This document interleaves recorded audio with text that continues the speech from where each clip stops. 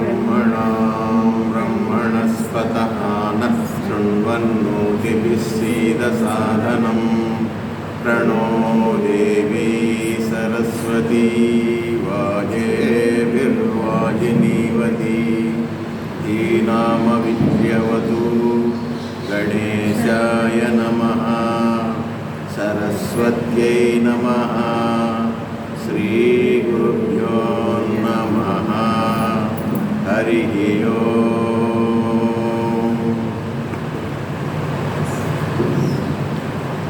रामाय रामभद्राय रामचन्द्राय वेदसे रघुनाथाय नाथाय सीतायां पतये नमः।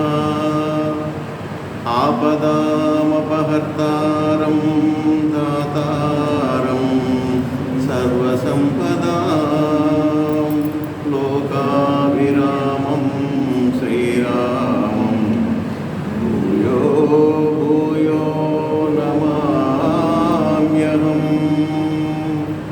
हरे राम राम राम हरे हरे हरे कृष्णा कृष्ण कृष्ण हरे हरे हरे राम राम राम हरे हरे हरे कृष्णा कृष्ण कृष्ण हरे हरे कृष्ण कृष्ण हरे हरे। ओम साईश्वराय विद्महे सत्यदेवाय धीमहि तन्नः सर्वः प्रचोदयात्। ओम शांति शांति शांति।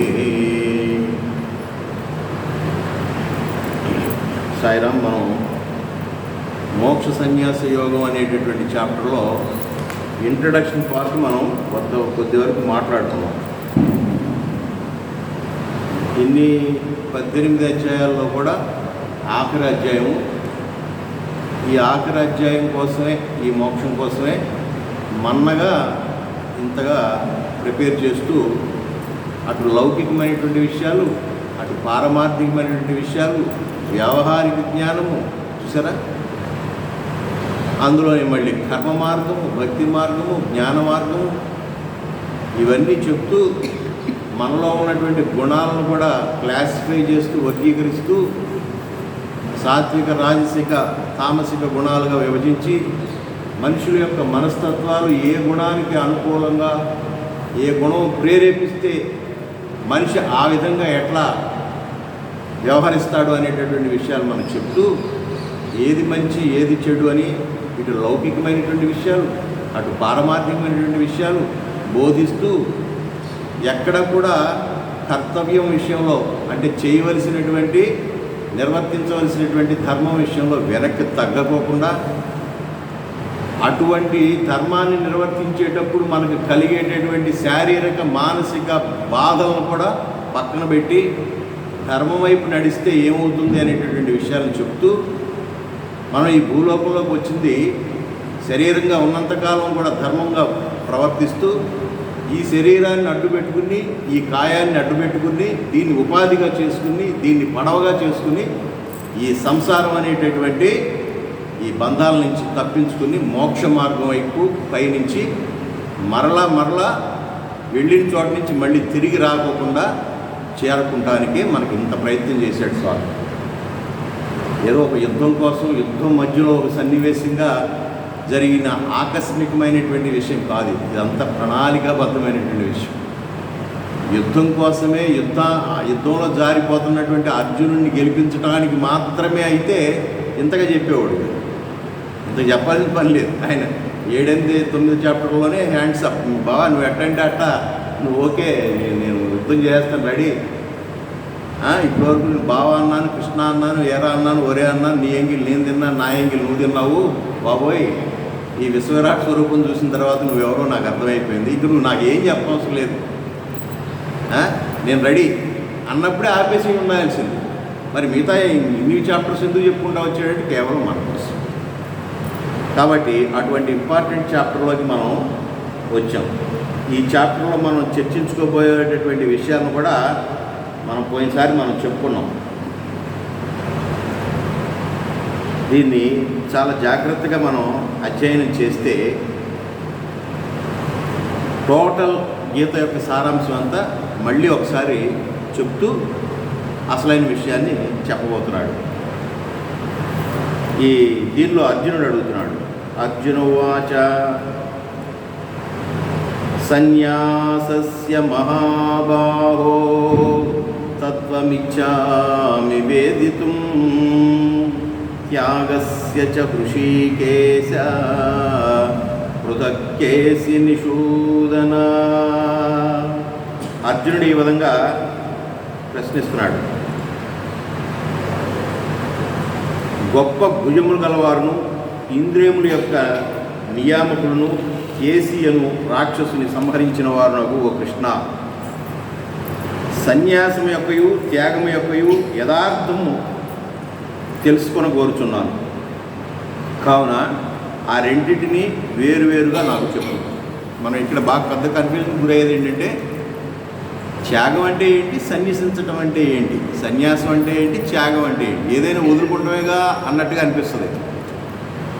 ఇది ఈ పెన్ నీకు త్యాగం చేశాను రా అంటుంటాడు, లేదా ఈ పెన్ డొనేట్ చేశాను రా అంటుంటాడు.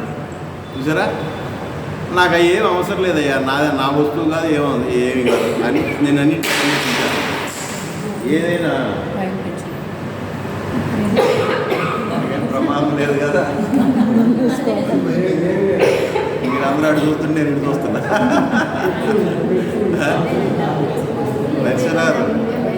నరసింహరావు గారు మీరు వేసుకోండి, ఎందుకైనా మంచిది. మాధవరావు నరసింహరావు రండి, ఇక్కడ బాగుంది.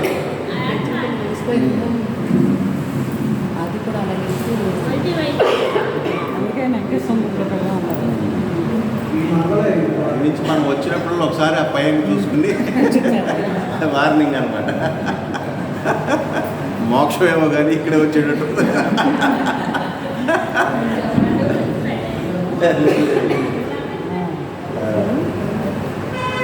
ఆ బ్లాక్ వర్క్ అసలు ఇబ్బంది లేదనుకున్నా కదా. ఆ బ్లాక్ బాగుంది, మనం అక్కడ సెట్ చేసుకుంటే పోద్దాం కదా. అదేనే రెండింటికి మధ్యలో అదే పడిన తర్వాత నేల బారెంట వస్తాయి కానీ గుండు మీద రండి. అట్లాగా ఈ రెండింటికి తేడా మళ్ళీ అడుగుతున్నాడు. ఎంత క్లియర్గా అడుగుతున్నాడు చూడండి. ఇక్కడ శ్రీకృష్ణుడిని ఏమంటున్నాడంటే గొప్ప భుజము గలవారుగను ఇంద్రియముల యొక్క నియామకులను కేసియను రాక్షసులు సంహరించిన వారు నగో కృష్ణ. ఇప్పుడు వరకు అర్జునుడిని సంబోధిస్తూ వచ్చాడు, రకరకాలుగా కృష్ణుడి పేర్లు పెట్టుకుంటూ వచ్చాడు. ఓ మహాబాహు అన్నాడు, ఓ భరతవర్ష అన్నాడు, ఇట్లా రకరకాలుగా. ఇప్పుడు స్వామిని ఈయన పొగుడుతున్నాడు. గొప్ప భుజము గలవారు అంటే ఇక్కడ భుజాలంటే చక్కగా ఎక్సర్సైజ్ చేసి కండ్ల పెంచి చక్కగా నున్నగా ఉన్నాడని కాదు కృష్ణుడు. గొప్ప భుజములు గలవారు అని అంటే కర్మయోగి, కార్యయోగి. ఏదైనా తలపెట్టాడంటే ఆ కార్యం చేస్తాడు. చూసారా, అటువంటి భుజములు కలిగినటువంటి వాడు. అట్లాగే ఇంద్రియముల యొక్క నియామకుడు. చూసారా, మన ఇష్టం వచ్చినట్టుగా మనకి ఇష్టం లేకపోయినా కొన్ని చూసేస్తుంటాం, ఇష్టం ఉన్నా ఇష్టం లేకపోయినా చూసిన దానికి అతుక్కుపోతూ ఉంటాం. ఇంద్రియాల మీద మనకి కంట్రోల్ ఉండదు. తినకూడదు అనుకుంటూ బోళ్ళని తినేసేసాం చాలా వరకు, అవునా కదా. తినకూడదు అనుకుంటూనే తింటూ ఉన్నాం, అవునా. అట్లాగే ఇంద్రియాల మీద మనకు కంట్రోల్ ఉండదు. బాగుంది అనుకుంటే దానిలో సారం మనం అవసరం, బయటికి అట్రాక్షన్గా ఉందనుకుంటే చూడగలిగి అన్నీ చూసేస్తుంటాం. కానీ అటువంటి ఇంద్రియాల మీద పట్టుగలిగినటువంటి ఓ కృష్ణ అని సంబోధిస్తూ సన్యాసం యొక్కయు త్యాగం యొక్కయు యథార్థంగా తెలుసుకొని కోరుచున్నాను. కావున రెండింటిని వేరువేరుగా చెప్పమంటాడు. ఇంతకుముందు దీని గురించి కూడా మాట్లాడుకున్నాం. మనం ఈ రెఫరెన్స్లో మాకు వెళ్తే చాలా వరకు త్యాగం గురించి టచ్ చేసుకుంటూనే వెళ్ళాము. ఇక్కడ ఏమైందంటే త్యాగే నైకే అమృతత్వ మానస అని సన్యాస యోగాధ్యాతయ శుద్ధాత్మ సత్వ అని ఇత్యాది వాక్యములు మనకు ఇంతకుముందు కనపడినాయి. అది 12వ అధ్యాయంలో కనపడినట్టుగా చూడవచ్చు. ఈ శ్లోకంలో అర్జునుడు భగవాన్ని 3 విశేషణముల ద్వారా స్తుతిస్తూ వచ్చాడు. ఇటు స్తుతిచే అతడు తన భక్తి భావాన్ని బాగా వెల్లడించాడనమాట. ఇప్పుడు అర్థమైంది కృష్ణుడు అంటే ఏమిటనేటండి. మామూలు సామాన్య మానవుడుగా అనుకున్నాడు, లేదా మనకంటే బుద్ధిగా శక్తియుక్తులేమో కలిగినటువంటి వాడేమో అనుకున్నాడు. కానీ ఇప్పుడు అర్థమైంది. ఈ ప్రకారముగా వినయాన్వితుడై పరిపూర్ణ భక్తిభావ సంయుతుడై ప్రశ్నించుటే పరిప్రశ్నే అవ్వడు. అది ప్రశ్న వేరు, పరిప్రశ్న వేరు. మనకి షిర్డీ సాయి చరిత్రలో కూడా వస్తుంది ప్రశ్న, పరిప్రశ్న. ప్రశ్న అంటే ఏంటి? టీచర్ గారు మన ప్రశ్న వేశారు అంటే ఆయనకి ఆన్సర్ తెలియక, ఆయన దగ్గర ఆన్సర్ ఉంది, ఎందుకు ప్రశ్నించాడు? ఆయనకి కాదు, మీకెంతవరకు తెలుసు. చూసారా? దాన్ని ప్రశ్న జవాబు, దాన్ని ప్రశ్న అంటారు. అంతవరకు ఓకే. అంటే నా దగ్గర ఆన్సర్ ఉండే, టీచర్ గారు ఆన్సర్ ఉంచుకునే మన ప్రశ్నిస్తుంటాడు, అది ప్రశ్న. పరిప్రశ్న అంటే తెలియనటువంటి విషయాన్ని జిజ్ఞాసతో, ఆ జ్ఞానాన్ని పొందాలి అనేటువంటి ఉత్సుకతో, ఉత్సాహంతో గురువు గారిని అడిగేటటువంటి దాన్ని పరిప్రశ్న అంటారు. జరా పరిప్రశ్న అంటే మనం గురువు గారిని మనకు తెలియనటువంటి విషయాన్ని గురువు గారి దగ్గర నుంచి తెలుసుకోవాలని వేసేదాన్ని పరిప్రశ్న. అంతేగాని గురువు గారి దగ్గరలో ఏ నాలెడ్జ్ ఉంది ఆయన టెస్ట్ చేయడానికి మనం ఎప్పుడు వేయకూడదు. ఆయన వేయచ్చు, మనం పొరపాటున ఆయన్ని టెస్ట్ చేయడానికి మనం ఒక ప్రశ్న వేసామని తెలిస్తే పొరపాటును కూడా మనతో మాట్లాడు. ఎందుకంటే నువ్వు నన్ను టెస్ట్ చేసి నువ్వేం సాధిస్తావు? నువ్వు కావాల్సిన జ్ఞానాన్ని నువ్వు రాబట్టుకోవాలి. చూసారా? అట్లా ఉండాలి. దీన్నే సత్యసాయి బాబా చక్కగా చెప్తుంటారు, చాలా పామరుగా అందుబాటు అయ్యేటట్టుగా. ఒక గోవు నుంచి పాలు తీసుకోవాలంటే మనం దాన్ని చాలా జాగ్రత్తగా హ్యాండిల్ చేస్తాం. చక్కగా దాన్ని పొదుగు కడుగుతాం, సవరదీస్తాం. చూసారా? దాన్ని అసలు ఆ గోవు దగ్గరికి వెళ్ళబోయే ముందే దాన్ని చక్కగా చేతితో టచ్ చేస్తాం. ఇదిగో నీ దూడ వస్తుందని చెప్పి సిమ్టమ్స్, ఆ దూడను వదులుతాం. ఎప్పుడైతే కట్టుకోకున్నటువంటి ఆ దూడను వదిలేస్తే ఆ దూడ పరిగెత్తుకుంటూ వచ్చే లోపులోనే ఎక్కడెక్కడో నరాలలో ఎక్కడెక్కడో దాగి ఉన్నటువంటి ఇవన్నీ కూడా పొదుగులోకి వచ్చేస్తాయి. చూసారా? ఆ పొదుగు చేపకపోతే చక్కగా నీళ్లు కొట్టి చాలా జాగ్రత్తగా హ్యాండిల్ చేస్తాం. ఎందుకు? అది రాబట్టడానికి. అంతేగాని వెళ్ళి కూర్చోగా రాదు. అట్లాగే ప్రశ్న వేసేటప్పుడు గుర్తుపెట్టుకోండి, ఎవరైనా సరే మహానుభావుడు తగిలినప్పుడు మనకు తెలియనటువంటి విషయాన్ని, అందరికీ తెలిసినటువంటి విషయం నాకు తెలుసని ఎగ్జిబిట్ చేయడానికి అడగకూడదు. ఏమైనా ప్రశ్నలు ఉంటే అడగండి అని ఎవరైనా కంచికామ కోటిపేట ఇలాంటి వాళ్ళు వస్తారు. వచ్చే నెలలో చాయన్ కోటేశ్వర రాబోతున్నారు, ఎవరో చెప్పారు. ఇట్లాంటి మహానుభావులు వచ్చినప్పుడు వాళ్ళు అడుగుతారు ఆఖరిలో, మీకు ఏమైనా డౌట్స్ ఉంటే చెప్పండి, అడగండి అని. అందరికీ తెలిసినటువంటి విషయాల్ని అడగటం నిజంగా తెలుసుకోవాలన్న కోరికతో అడిగే ప్రశ్నే పరిప్రశ్న అంటారు. అట్లాగా శ్రీకృష్ణుణ్ణి ఎంత జాగ్రత్తగా వినయంగా పొగిడి, అయ్యా మహానుభావ, గట్టి భుజం కలిగినటువంటి వాడు, అంటే కార్యదక్షత కలిగినటువంటి వాడు, ఇంద్రియాలన్నింటినీ కంట్రోల్ చేసుకున్నటువంటి వాడు, నువ్వు చెప్పు, మాకు ఎవరు చెప్తారు స్వామి అన్న విధంగా పరిప్రశ్న వేసి చక్కగా రాబడుతున్నాడు. అంటే ఇక్కడ శిష్యుడు గురువు దగ్గర ఈ విధంగా శ్రద్ధాభక్తులతో మెలిగితేనే జ్ఞానం బయటకు వస్తుంది. లేదా ఆయనకేం అవసరం లేదు. ఆయనకేం అవసరం? ఆయన జ్ఞానవంతుడు. అవసరం ఎవరికి? శిష్యుడికి. కాబట్టి శిష్యుడు చాలా జాగ్రత్తగా గురువుని హ్యాండిల్ చేయాలి అనేటటువంటి విషయాన్ని దీన్ని అర్థం చేసుకోవాలి. అట్లాగే అట్టి ప్రవర్తించే గురువు సంతోషించి శిష్యుని యొక్క శ్రేయస్సు కొరకై జ్ఞానబోధం వర్షిస్తాడు. అంతేగాని ఆయనకు వాచాలత్వం ఎంత ఉంది, ఆయన దగ్గర నాలెడ్జ్ ఎంత ఉందని ఒలకపోల్చుకోవాల్సిన పని లేదు. అవన్నీ అయిపోయిన తర్వాత గురువు అయ్యాడు. అర్థమైందా? గురువు అయ్యాడంటే సామాన్యమైనటువంటి విషయం కాదు కదా. ఎన్నో లెక్చర్లు, ఎన్నో బోధలు, ఎన్నో వ్యవహారాలు, ఎంతోమంది శిష్యుల్ని తీర్చిదిద్దినటువంటి మహానుభావుడు గురుస్థానంలో కూర్చున్నటువంటి వాడికి ఇంకా ఆయన ఏమి ఎగ్జిక్యూట్ చేసుకోవాల్సినటువంటి అవసరం లేదు. కేవలం మన శ్రేయస్సు కోసమే మాట్లాడతాడు అనేది గుర్తుపెట్టుకోవాలి. పెద్ద పెద్ద గురూజీల విషయంలో మనం చాలా జాగ్రత్త. మనం అంటే conversation okay, man to man మాట్లాడతాం కానీ, చూసారా? కానీ పెద్ద పెద్ద గురూజీల దగ్గర ఇది నేను చాలా ఈ విషయంలో చాలా జాగ్రత్తగా నేను గమనించాను. అట్లా అంటేనే వాళ్ళు ఆ ప్రశ్న ఆ సమాధానం ఇస్తారు. కాబట్టి ఆ రకంగా అంత జాగ్రత్తగా అడిగాడు. ఏ విషయాలను అడిగాడు? సన్యాసం అంటే ఏంటి, త్యాగం అంటే ఏంటి, ఈ రెండింటిని గురించి క్లియర్గా చెప్పమంటాడు. అర్జునుడి ప్రశ్నకు భగవానుడు అంటాడు, శ్రీ భగవాన్ వాచ కామ్యానాం కర్మణాం న్యాసం సన్యాసం కవయో విదుః సర్వకర్మఫలత్యాగం ప్రాహుస్త్యాగం విచక్షణ.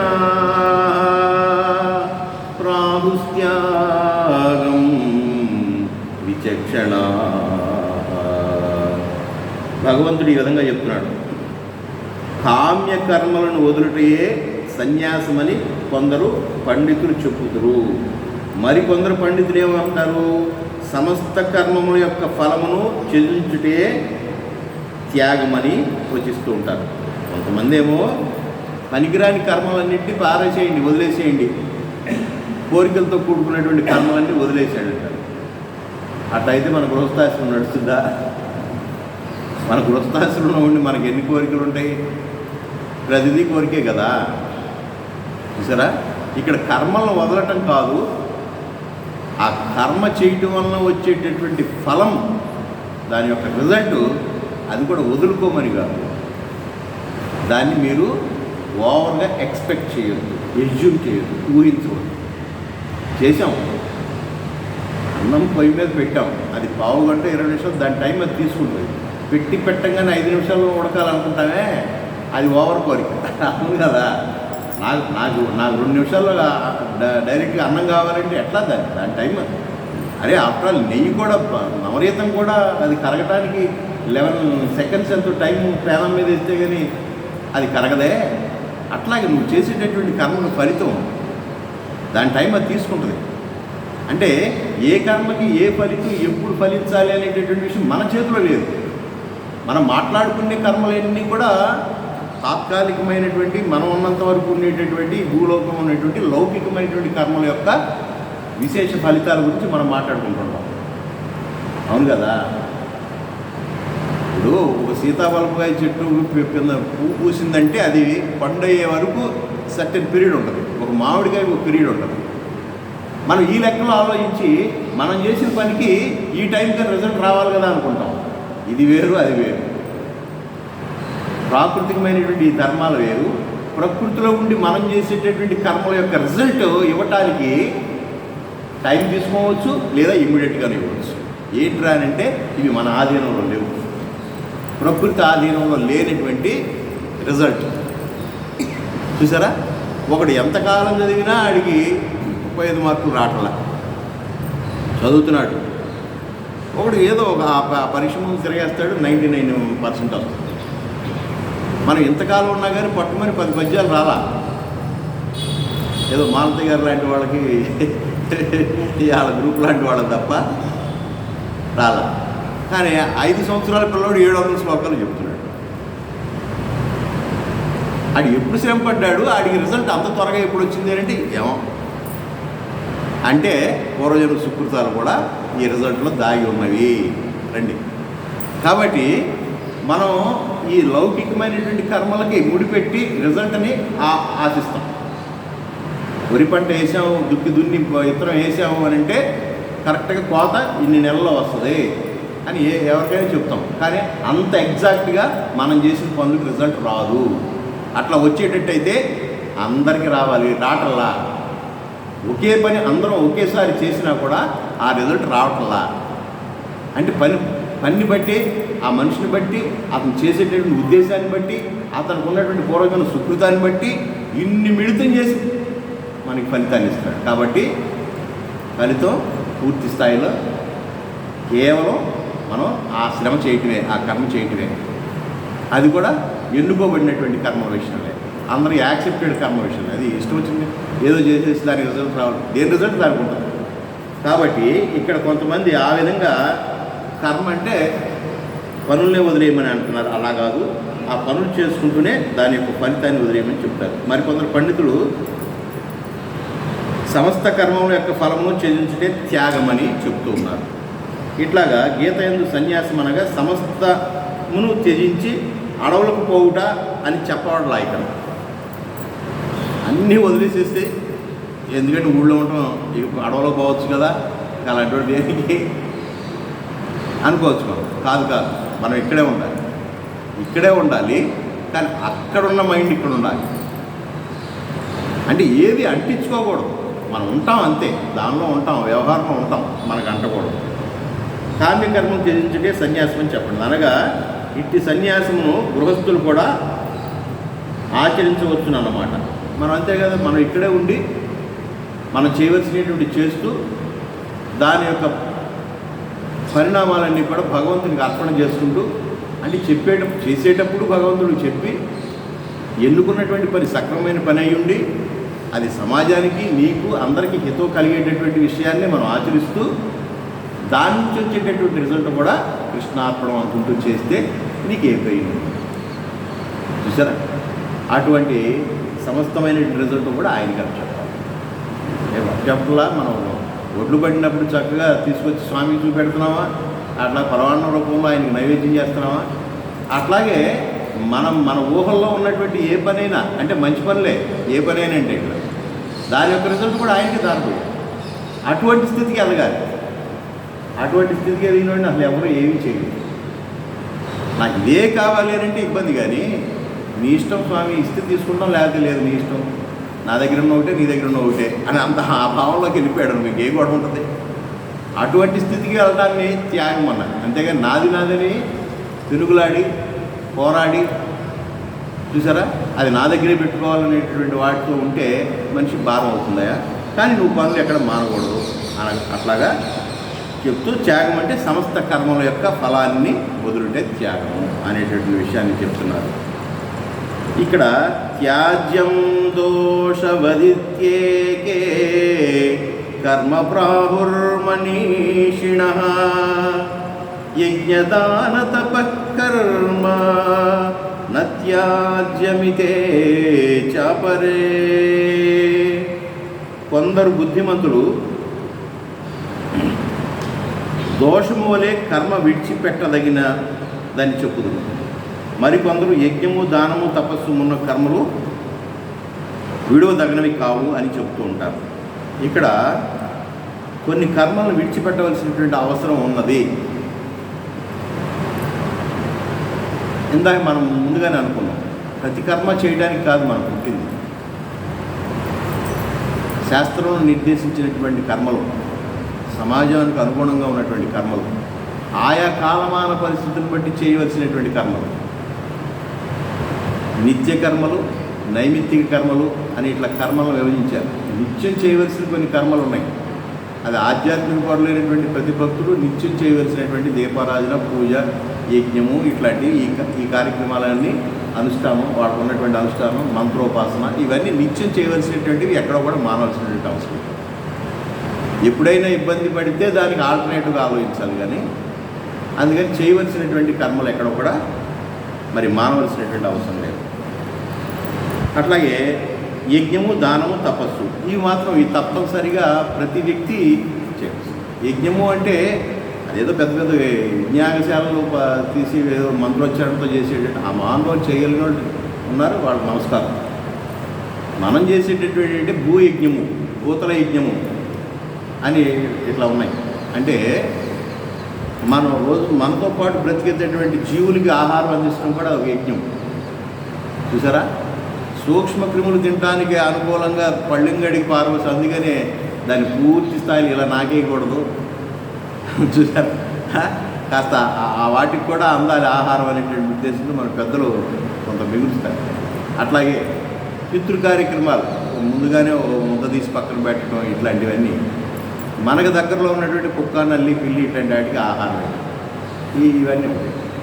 అలా కాకుండా మనకి మొక్కలు, ఇగో వీరి దొడ్లో ఉన్నట్టుగా మొక్కలు ఇలాంటివన్నీ ఉంటాయి. వాటికి కాస్త సస్యం చేయడం, వాటికి నీళ్లు పెట్టడం, వాటికి ఇవ్వాల్సిన ఎరువులు ఇవన్నీ కూడా ప్రతినిత్యం చేయవలసినవి కొన్ని ఉన్నాయి. అట్లాగే కర్మ అనేటటువంటిది ఉపాధికి సంబంధించినటువంటి విషయం. అంటే ఈ శరీరానికి సంబంధించినటువంటి కర్మలు, అవి చేయవలసినటువంటి కర్మలు తప్పనిసరిగా చేయవలసినటువంటివన్నీ ఉన్నాయి, నిత్యకృత్యాలన్నీ ఉన్నాయి. అందుకని మన సనాతన ధర్మంలో ఎన్ని పనులున్నా 100 పనులున్నా వదిలేసి భోజనం చేయమని, 1000 పనులున్నా వదిలేసి భోజనమైన వదిలేయి కానీ స్నానం చేయమని ఇలా కొన్ని నిర్దేశించారు. చూసారా, మనకు స్నానానికి అంత పెద్దపేట వేశారు. ఆ స్నానం చేస్తే కానీ భోజనం చేయమని. చూసారా, అంతేగాని ఆకలేస్తుంది కదని స్నానం చేసుకోకుండా భోజనం చేయడం కాదు. ఇట్లాంటివి కొన్ని ఉన్నాయి. ఇవన్నీ కూడా మనం జాగ్రత్తగా చేయాలి. అట్లాగే ఆత్మ సర్వసాక్షి కావున కర్మదోషము త్యజింపదగింది. కొందరు మతము కర్మం బొత్తిగా వదిలించో జీవనకు చిత్తశుద్ధి ఎట్లు కలుగుతుంది. ఇప్పుడు ఎవరు వదిలేయాలి? చేయాల్సినటువంటి పనులు వాళ్ళు చేయాలి. ఒక ఆత్మస్థాయికి వెళ్ళిపోయినటువంటి షిరిడి సాయిబాబా మరి అలాంటప్పుడు ఎప్పుడు చేసాడండి స్నానం? ఎప్పుడో ఆ బాయమ్మ గారు, ఏ బాయమ్మ గారు ఆవిడ వచ్చి లేపుకుని తీసుకురా బాయిజామ్మ ఆవిడ చిన్నపిల్లోళ్ళలాగా ఆవిడని తీసుకెళ్ళి స్నానం చేయించి ఇట్లాంటివన్నీ చేయించేది. ఎక్కడెక్కడికో కొండల్లో పారిపోతూ ఉంటే అక్కడ తీసుకెళ్ళి తట్టలో భోజనం తీసుకెళ్ళి రొట్టెలు పెడతా ఉండేది. ఆయన అక్కడే మలమూత్రాదులు విసర్జించేటువంటి వాడు. అసలు అంటే ఆ స్థితికి వెళ్ళిపోయినటువంటి ఆత్మజ్ఞానులకి ఉచ్చ నీచాలని ఏమి ఉండవు, మంచి చెడు ఏమి ఉండదు, అంతా వాళ్ళ దృష్టిలో మంచి. చూసారా, అటువంటి స్థితికి మనం వెళ్ళలేదు కాబట్టి మనకు అనుష్ఠానం మనకు అవసరం. చూసారా, ఇంత చెప్పారు. ఆయన చేయట్లేదేంటి, రమణ భగవాన్ చేయట్లేదేంటి, లేకపోతే సత్యసాయిబాబా చేయట్లేదేంటి? సత్యసాయిబాబా ఏ పూజ చేసినట్టు మాకు ఎవరికి తెలియదు. చూసారా, అందరితో ఛాన్స్గా తెలుసు కానీ ఆయన ఎప్పుడు చేసినట్టుగా కూడా తెలియదు. అందరికీ యజ్ఞోపవేతం ఉంది, ఆయనకి యజ్ఞోపవేతం లేదేంటని, షిరిడి సాయిబాబా యజ్ఞోపవేతం లేదేంటని, ఇట్లా రకరకాల క్వశ్చన్ మనకు కలుగుతాయి మైండ్లో. చూసారా, ఆ స్థాయి దాటిపోయినటువంటి అవధూతలు వాళ్ళతో పోల్చుకుని మనం ఏం పర్వాలేదు అన్నీ మనసుతో చేస్తామంటే కాదు. మనం చేయవలసినటువంటి నిత్య కర్మలు, నైమిత్య కర్మలు అనేటటువంటి విషయాన్ని ఇక్కడ కర్మను గురించి కొందరు అభిప్రాయం ఏంటంటే, కొందరు కర్మను దోషం వల్లే త్యజించవలని, మరికొందరు తపోయజ్ఞాది కర్మను త్యజింపరాదని చెప్తూ ఉన్నారు. 2 రకాల వాదనలు ఉన్నాయి. తపస్సు, జ్ఞానము, యజ్ఞము ఇట్లాంటివన్నీ వదిలిపెట్టకూడదు అనేవాళ్ళు ఉన్నారు. వాటితో అవసరం లేదు, నేను మంచిగానే ఉన్నాను కదా, నేను మంచిగా చేస్తున్నా, నేను ఎవరికి ద్రోహం చేయను, నాకు ఇంక యజ్ఞాగాదులు, క్రతువులు, తపస్సులు, ఈ ధ్యానాలు, భగవంతుడు ఇవన్నీ నాకు అవసరం. ఇవన్నీ సిపిఐ వాదన ఎట్టా పాపం మంచి పనులే చేస్తారు. వాడు చేసే మంచి పనులే, కానీ దేవుడు అంటే ఒప్పుకో. చూసారా, ఇట్లా 2 రకాల వాదనలు ఉన్నాయి. అప్పుడు దానివల్ల ఏమవుతుంది, కొంతకాలం ఇతను శక్తియుక్తులు ఉన్నంతకాలం జరుగుతుంది. నేనే చేస్తున్నాను అనేటువంటి కర్తృత్వ భావాన్ని మీద వేసుకుంటాడు. నేను చేయబట్టే కదా, నేను ఇవి ఉన్నవాళ్ళని బట్టి అడవుల్లో ఉన్నటువంటి లేని వాళ్ళని పెడుతున్నాను, అందుకని వాళ్ళు నన్ను పూజిస్తున్నారు అని అంటే, వాళ్ళకి ఆహారం అందిస్తున్నాను అని అంటే, నేనేదో కనుక నేను చేస్తున్నాను కదా అనే భావం. నువ్వు ఎల్లకాలం చేయగలుగుతావా? 3 కాలాల్లో నువ్వు ఉంటున్నావా? అలా చేస్తున్నాననే భావన, కర్తృత్వ భావన నువ్వు ఎప్పుడైతే తీసుకున్నావో అక్కడ పుణ్యాన్ని తీసుకున్నట్టుగానే మళ్ళీ ఇక్కడ పాపాన్ని కూడా తీసుకున్నావు. ఇక్కడ ఎవడో ఉన్న ధనవంతుడిని పేరు చేసో కాల్ చేసో వీడి దగ్గర ఉన్న డబ్బు తీసుకెళ్ళి ఇక్కడ సమన్యాయం చేస్తున్నానని అంటున్నావు కదా, వాళ్ళేమో నిన్ను పూజిస్తున్నారు, వీళ్ళేమో నిన్ను ద్వేషిస్తున్నారు. వీళ్ళు చెప్పించినటువంటి పాపాలన్నీ నువ్వు ఇక్కడ మొయ్యాలి, అక్కడ అది మొయ్యాలి. మరి ఈ 2 ఉంటే మళ్ళీ 2 అనిపించడానికి మళ్ళీ జన్మ తీసుకోవాలిగా. చూసారా, మనం జన్మ తీసుకోకూడదని కదా, అంటే పాపం పుణ్యం మనకు అంటకోకుండా ఉండాలని. చూసారా, అట్లాగా 2 వాదనలు ఉన్నాయి. కాబట్టి ఇక్కడ కర్మలు వదిలేయటం కాదు, కర్మ చేయవలసింది, పని చేయవలసిందే కానీ ఆ ఫలితాలు మాత్రం ఆయన వదిలిపెట్టాలి అనేటటువంటి విషయాలు. ఇట్లు కర్మల గురించి రకరకాలైనటువంటి భిన్న మతాల్లో రకరకాలైనటువంటి భిన్నాభిప్రాయాలు కూడా ఉన్నాయి. అసలు కర్మ సిద్ధాంతమే ట్రాష్ అనేటటువంటి సిద్ధాంతాలు, ధర్మాలు కూడా వాళ్ళ బోధనలో వాళ్ళు అలా ఉంటాయి. కర్మ సిద్ధాంతం లేదు, గడుపు లేదు, ఇవాళ జరిగింది, రేపంటూ ఏమి లేదు. చూసారా, ఇవాళ నువ్వు ఏదైనా మంచి చేసుకుంటే సరే, లేకపోతే నేను నరకానికే అనే పరిస్థితులు కూడా చెప్తుంటారు. అది మన వాళ్ళు చెప్పరు, అట్లా చెప్పరు. మన రిలాక్సేషన్ అన్నమాట. పొరపాటు జరిగింది, తప్పు జరిగింది నా వల్ల, పొరపాటున నాకు పాపం అంటుకుంది. చూసారా, దీన్ని పోగొట్టుకునే మార్గాలను చెప్పారు. దీన్ని అనుభవించి పోగొట్టుకోవడానికి మరో జన్మ కూడా మనకు ప్రసాదించబడింది. అందుకు మన జన్మలు అలా అందుకు తీసుకోవాలి. ఒకవేళ ఏదైనా ఉంటే దోషాలను అనిపించేస్తే పని అయిపోతుంది, ఎప్పటికప్పుడు వాష్ అవుట్. చూసారా, అట్లా రకరకాలుగా ఈ కర్మ సిద్ధాంతం మీద రకరకాలైనటువంటి అభిప్రాయాలు ఉన్నమాట వాస్తవం. ఇట్లు కర్మను గురించి భిన్న మతములను తెలిపిన శ్రీకృష్ణమూర్తి ఆ విషయమును తన నిశ్చయముగా తెలియచేస్తున్నాడు. నిశ్చయం శృణు మే తత్ర త్యాగే భరత సత్తమా త్యాగో హి పురుష వ్యాఘ్ర త్రివిధ సంప్రకీర్తిత. ఇక్కడ ఏమంటున్నాడంటే, భరతకు లోకోత్తముడు అవును పురుష శ్రేష్ఠుడను అగు ఓ అర్జున, అట్టి కర్మత్యాగ విషయమును నా యొక్క నిశ్చయం ఏదియో చెప్పేదని విను. త్యాగము 3 విధాలుగా చెప్పబడి ఉన్నది కదా అని ఇప్పుడు భగవంతుడు చెప్తున్నాడు. ఇప్పుడు మనం ఈ కర్మని రకరకాలుగా పండితులు పామరులు రకరకాలుగా అర్థం చేసుకుంటూ వచ్చారు. లోకాల్లో భిన్న మతాల వాళ్ళు భిన్న రకాలుగా మాట్లాడుతూ వచ్చారు. నా నిశ్చయమైనటువంటి అభిప్రాయం ఏంటో నేను చెప్తున్నాను. అలాగే ఈ కర్మఫల త్యాగం ఉందే, దీన్ని కూడా 3 విధాలుగా మనం చెప్పుకున్నాం కదా. ఇక్కడ మనం ఏంటి విషయం ఏంటంటే, కర్మలు బొత్తిగా వదిలివేయవలను 1, తపోయజ్ఞాది కర్మలను మాత్రం వదలరాదనేది 2. ఇట్ట వాదములు చెప్పి భగవానుడు ఈ విషయం తన తీర్పు చెప్తున్నాడు. ఇప్పుడు ఏమంటాడు, నిశ్చయం శృణుమే అని చెప్పినందువల్ల భగవానుడు తాను పూర్ణముగా స్థిరపరచుకొని ఒక అభిప్రాయం పట్ల రకరకాల అభిప్రాయాలు, ఒక ఇన్సిడెంట్ పట్ల రకరకాలైనటువంటి అభిప్రాయాలు వచ్చినప్పుడు దాన్ని నిర్ధారించుకుని నిశ్చయంగా ఒక పెద్ద మనిషి చెప్పిన తర్వాత మనం ఎట్లా పోతామో అట్లాగే శ్రీకృష్ణ భగవానుడు చెప్పబోతున్నాడు. ఏం చెప్తున్నాడు, ఆహా ఇట్టి భగవన్ నిశ్చయమందు జనులకు ఎలా విశ్వాసం ఉండరాదు. ఆయన భగవంతుడు అంతటి వాడే, ఇన్ని రకాలైన అభిప్రాయాలు ఉన్నాయి, ఇన్ని రకాలైనటువంటి వాదనలు ఉన్నాయి, కానీ నా నిశ్చిత అభిప్రాయం నేను చెప్తున్నాను అన్నాడు అని అంటే మనం ఎందుకు విశ్వసించకూడదు? సామాన్యులు ప్రకృతి మాయకు లోబడిన వారు కావున వారి నిశ్చయములు ఏవేని లోపాలు ఉండవచ్చు. మనం ఏదైనా విషయం చెప్పామంటే మన బ్యాక్డ్రాప్ నుంచి చెప్తాం. మనం ఎప్పుడు మన జడ్జిమెంట్ ఎలా ఉంటుంది, మనకు కలిగినటువంటి ప్రీవియస్ ఎక్స్పీరియన్సెస్, పాత పాఠాల నుంచి మనం చెబుతాం. మన మైండ్లో ఉన్నటువంటి రకరకాలైనటువంటి దానికి సంబంధించినటువంటి విషయం, మనం లౌకికమైనటువంటి విషయాలైనా ఇది తప్ప ఒప్ప అన్నప్పుడు అప్పుడప్పుడే అన్ని గుర్తు తెచ్చుకుని మనకి ఏ యాంగిల్లో జరిగిందో చూసి మనం తీర్పు చెప్తాం. ఇదే తీర్పు ఇంకోళ్ళు చెప్పాలని లేదు, వాళ్ళ యాంగిల్లో వాళ్ళు చెప్తుంటారు. ఇట్లా రకరకాల వాదనలు ఉంటాయి కదా. అంటే ఇక్కడ ప్రకృతి మాయకు లోబడి మనం చెప్తాం. ఇప్పుడు మనం ఏదైనా విషయాన్ని ఇది కరెక్ట్ అంటే మళ్ళీ రేపొద్దున మనకు అప్లై చేస్తారు కాబట్టి అది కూడా మనకు అనుకూలంగా ఉండాలి కాబట్టి ఇప్పుడు ఒక రకమైన తీర్పు ఉంటుంది. చూసారా, కానీ భగవంతుడు చెప్పే విధానం ఎలా ఉంటుంది. కానీ ప్రకృతికి అతీతుడైనటువంటి మాయా దోషము లేనటువంటి చైతన్య రూపుడకు పరమాత్మ యొక్క భావనలు అతి నిర్దిష్టములై ఉంటాయి. అట్టి మహనీయుడు నా నిశ్చయం వినుడు అని చెప్పినప్పుడు ఇక జీవులు ఎన్ని చెవులతో దాన్ని వినవాలనో యోచించుకోమండి. మనకు సొల్యూషన్ ఇంత కరెక్ట్గా ఆయన చెప్తున్నాడంటే మనం జాగ్రత్తగా వినాలి కదా అనే విషయం చెప్తూ, కావున భగవానుడు ఇప్పుడు చెప్పబో త్యాగము మునగు వాని గురించి ఉదాత్త భావము నిశ్చయములను వాడు జాగ్రత్తతో మనం వినాల్సినటువంటి అవసరం ఉంది. త్యాగం ఎన్ని విధములని భగవానుడు తెలియజేశారు, 3 విధంగా ఉంటుందా అని చెప్తూ, యజ్ఞదాన తపకర్మ నత్యాజ్యం కార్యమేవ తత్ యజ్ఞోదానం తపశ్చైవ పావనాని మనీషిణాం.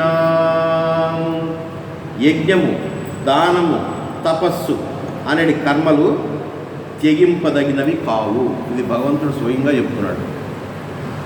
కాబట్టి చేయదగినవయే అవును, సర్వమానవాళి కూడా చేసుకోవచ్చు. యజ్ఞము, దానము, తపస్సు ఎవరి లిమిట్లో వాళ్ళు ఇది తప్పనిసరిగా చేసుకోవాలి. ఇందాక యజ్ఞం అంటే మనం చెప్పుకున్నాం, భూతల యజ్ఞం ఉంది, జలయజ్ఞం ఉంది, ఇవన్నీ కూడా మనం నిత్యమైన కర్మల్లో చేయవలసినటువంటి ఉన్నాయి. చూసారా, అలాగే అగ్నిహోత్రాన్ని వెలిగించి చేయగలిగినటువంటి వాడు చేయాలి. చూసారా, ఇది చేయకూడదు అనేవి లేదు, అందరూ చేయవచ్చు యజ్ఞము. ఇక రోజు కొన్ని నిమిషాలు కొన్ని గంటలు అట్లా కొంతమంది రూమ్లో నిశ్శబ్దంగా కూర్చుని వారికి ఇచ్చినటువంటి మంత్రాన్ని ఉచ్చరిస్తూ చేసేటటువంటి తపస్సు ఇవన్నీ తప్పనిసరిగా ఉండాలి. దానం అనేటటువంటి తప్పనిసరిగా ఉండాలి.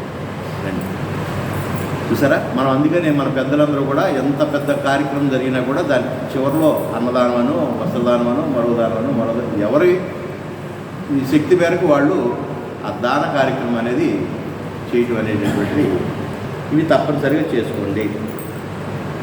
ఆ యజ్ఞదాన తపంబులు బుద్ధిమంతులు పవిత్రతను అంటే చిత్తశుద్ధిని కలగచేయనివై ఉన్నవి. కాబట్టి భగవానుడు ఈ శ్లోకం కర్మను గురించి నిశ్చయంగా చెప్తున్నాడు. నత్యాజ్యం అంటే తపస్సు. మీకు నమ్మినటువంటి దైవాన్ని తీసుకోండి, ఏదో మంత్రాన్ని తీసుకోండి. రామో ఇప్పుడు ఇంత ముందునే కొత్త ఏం తీసుకోవాల్సినటువంటి అవసరం లేదు. కొత్తగా షిర్డీ సాయిబాబు వచ్చాడు, కొత్తగా సత్యసాయిబాబు వచ్చాడు అని చెప్పి అవన్నీ వదిలేసి ఈ పట్టుకుని ఇవన్నీ వదిలేసి అవి పట్టుకుని లేదు. ఎవరికి ఆ ఇంటి పేరట వాళ్ళు వాళ్ళు పూజిస్తూ ఉన్నారో అటువంటిది వాళ్ళు ఎప్పుడు కూడా చాంటింగ్ చేసుకోవాలి, తప్పనిసరిగా చేసుకోవాలి. తపస్సు, దానం అనే కర్మలు చేయించకూడదు. ఇట్లాగా కార్యమేవత వారిని తప్పక చేయాలి అంటున్నాడు. ఇది భగవంతుడు చెప్పినట్టు మాట. మరి మనం ఆలోచించుకోవాలి. ప్రతిరోజు బెడ్ టైంలో కానీ బెడ్ నుంచి లేచిన టైంలో చేయవలసినటువంటివి కానీ మనం తప్పనిసరిగా చేయవలసినటువంటి విషయం ఇవి అన్నమాట. తప్పనిసరిగా అవన్నీ కూడా చేయాలి. అవసరం అయినప్పుడు ఆ కాలాన్ని బట్టి దానాలు తప్పనిసరిగా. ఎవడైనా 12 గంటలకు వచ్చి అమ్మ మాదాకాలం తల్లి అన్నాడంటే మనం తప్పనిసరి లేచి ఏదోటి పెట్టడం నేర్చుకోవాలి. అది అంత పెట్టావా ఇంత పెట్టావని కదా, పెట్టే బుద్ధి చూస్తాడు తప్ప పెట్టే ఐటెం చూడదు. ఐటెం చూసేవాడంటే అయితే మనం ఎక్కడ పడిపోతాం, శ్రీమంతుడు మన పుణ్యం కూడా వాళ్ళే చూసుకుంటారు. ఎంత పరిమాణంలో పెట్టాడు వీడు, ఇంత పెట్టాడు కాబట్టి వీడికి అదే లేదు. పెట్టే బుద్ధి ఉందా లేదా చూసారా. మరి ఆవిడ రుచి చూసి ఇచ్చినా కూడా ఆ పళ్ళు తిన్నాడు కదా, రేగి పళ్ళు శబరి ఇది విదురుడు దగ్గరికి వెళ్తే ఆయన కూర్చోబెట్టి విందు ఆరగించమని చెప్పేసి తొక్కవలసి తొక్కేమో శ్రీకృష్ణుడికి ఇస్తాడు, కొండేమో కింద పడేస్తుంటాడు ఆయన. ఈయనేమో నువ్వు తొక్కిచ్చావేంటి అనడం, ఈయన మెలుగా తినేస్తుంటాడు. తీరా చూస్తే మిగిలింది ఏంటి, అక్కడ పళ్ళు మిగిలింది. ఇదే నువ్వన్నా చెప్పొచ్చు కాబట్టి నువ్వు అంత ప్రేమతో ఏది ఇచ్చినా నాకు పర్వాలేదు. అక్కడ పదార్థం ముఖ్యం కాదు, అలాగే పదార్థం యొక్క పరిమాణం కూడా ముఖ్యం కాదు. 10 కేజీలు బియ్యం అన్నదానం చేశాడు, 100 కేజీలు బియ్యం. అందుకని మా వాళ్ళు ఏం చేశారు తెలుసా, సింపుల్గా సత్యసాయిబాబా చెప్పినట్టుగా ఒక గుప్పుడు, కుటుంబానికి ఒక గుప్పుడే రోజుకి మాకు సంచులు ఇస్తారు. సత్యసాయి సేవ సంచాడు ఓ సంచి మీకు కూడా అందిందా లేదో దర్శనం, ఈసారి మీకు కూడా ఇస్తాను. ఆ సంచులు ఏంటంటే రోజుకు ఒక గుప్పుడు మనం బియ్యం తీసి పక్కన పెడతాం అంతే. అది నెలకు ఒకసారి అది తీసుకెళ్ళి అన్నదానం జరిగే చోటకి చేయడం. ఏ గుళ్ళోనో ఎక్కడో జరుగుతూ ఉంటాయి అన్నదానాలు, బళ్ళలోనో గుళ్ళోనో ఎక్కడో చోట అక్కడ ఇచ్చేయడం. లేదు మా సమితిలో అయితే నెల జరుగుతుంటుంది కాబట్టి మేము అక్కడ ఇస్తుంటాం. వాళ్ళే అట్లా అంటే ఎంత చేసామనేది కాదు, ఈ పని రోజు చేయొచ్చు. రోజుకు ఒక గుప్పుడు పక్కన పెట్టవచ్చు. చూసారా, లేదు మన ఇంటికి ముందు ఇప్పుడు అడుగునేవాడు తక్కువయ్యారు, లేదు వరకు బాగా వచ్చేవాడు. కానీ వాళ్ళు ఇవన్నీ కూడా దానాల కిందే వస్తాయి. ఏదో పర్టికులర్గా ఒక టైంలోనే ఏదో అక్కడికి వెళ్ళినప్పుడు ఇక్కడికి వెళ్ళినప్పుడు కాశీలోనో ఇక్కడికి వెళ్ళినప్పుడు దాన ధర్మాలు చేయడానికి కాదు. రోజు కూడా నిత్యకృత్యం దానం, ఎంత ఇంత అని చేయమంటలా, అది ఇది అని చేయమంటలా. ఎవరికి అవసరమైంది వాడికి యూజ్ చేయగలిగిందంత. ఇవి భగవంతుడు చెప్పినటువంటి విషయం. అట్లాగే పుణ్యకర్మలను వదలకూడదు. శ్రీకృష్ణుడు క్లియర్గా చెప్తున్నాడు, పుణ్యకర్మలను వదలకూడదు. కర్మల్లో పాపం ఏదో పుణ్యం ఏదో మనకు తెలియనటువంటి అజ్ఞానం ఏం కాదు, మనం అంత చిన్నపిల్లవాళ్ళం కాదు, మనకు అన్నీ తెలుసు, తెలియకేం కాదు. ఇది పుణ్యకర్మ ఇది పాపకర్మ అని తెలియదా మనకి. అందుకని పుణ్యకర్మ అనేటటువంటిది వదలకూడదు. అది ఏ కర్మ అయినా సరే. మనం కొన్ని ధర్మాల వాళ్ళ నుంచి మనం కొన్ని నేర్చుకోవాలి. మీరు ముస్లిమ్స్లో కనుక చూస్తే వాడికి తెలీదు అక్కడ ఏదో శవం తీసుకొస్తారనే సంగతి కూడా తెలియదు. ఏదో పని మీద వెళ్తుంటాడు అత్తరు కొట్టుకుని, పెళ్ళికో దేనికో, పెళ్ళికే నేను విన్న సంఘటన. పెళ్ళికి వెళ్తూనే పిల్లల్ని భార్యని ఏదో 2 వీలర్ మీద ఎక్కించుకుని వెళ్తున్నాడు. ఎదురుగుండా శవం వస్తూ ఉంది. గబగబా పక్క పెట్టేసి మీరు ఇక్కడ నుంచోండి అని ఆడవాళ్ళని పిల్లల్ని నుంచోబెట్టాడు. వెళ్ళి ఆ శవం పోసాడు. ఆడలో ఉంది ఆ కల్చర్. మీరు ఏమైనా చూసారా? సాయిబుల్లో తప్పనిసరిగా ప్రతివాడు కాస్త దాన్ని ముక్కుని లేపుకుని కాసేపు అలా ప్రయాణం చేస్తాం. మనవాళ్ళు కూడా కొంచెం గోత్రికుల వరకు వెళ్తాం, కానీ చూసారా, ఇది మానవతా ధర్మాలు ఇవన్నీ. అవి మనకు అంటూ ముట్టు అని అసలు అక్కడ ఇవాళ పోతే అసలు దగ్గరికి వెళ్ళే వాళ్ళు కూడా కొంతవరకు తగ్గిపోయారు. అలా కాకుండా కొన్ని విషయాలు మాత్రం మనం వదలకోకుండా చేయవలసినటువంటివి ఉన్నాయి. అట్లాగే అర్థం కూడా ఇమిడి ఉంది. పుణ్యకర్మ వదలరు, అది పుణ్యంగా భావిస్తారు. ఆ విషయాన్ని పుణ్యంగా భావిస్తారు. నాకు 3 రోజుల క్రితం అనుకుంటా ఏదో ఫేస్బుక్లోనో యూట్యూబ్లో చూసా. మన రామకృష్ణ అని ఆర్కే ఏంటది మాంజల్ రామకృష్ణ ఇప్పటికి ఎన్నో 100 శవాలకి దహనం చేశాడంట. గుడివాడలో ఉండి అతన్ని మనిషిగా తెలుసుకొని ఇంత కార్యక్రమం చేస్తున్నాడని మొన్న నేను అనాథ శవాలు